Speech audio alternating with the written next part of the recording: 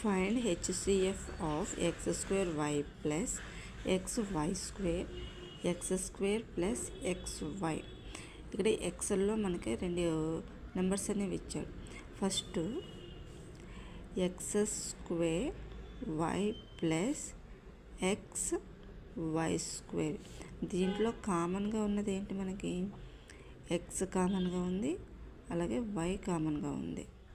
Common తీసేస్తే x plus y మిగిలింది.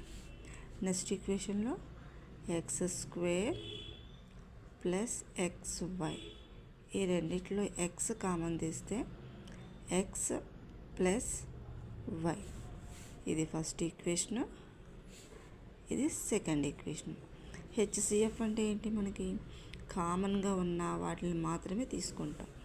ఈ రెండిట్లో కామన్గా ఉంది ఎక్స్, ఇక్కడ రెండిట్లో కామన్గా ఉంది ఎక్స్ ప్లస్ వై, ఈ రెండు కూడా కామన్గా ఉన్నాయి.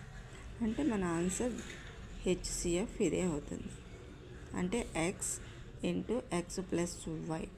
చూడండి, ఈ ఈక్వేషన్లో ఎక్స్ ప్లస్ వై, ఈ ఈక్వేషన్లో ఎక్స్ ప్లస్ వై.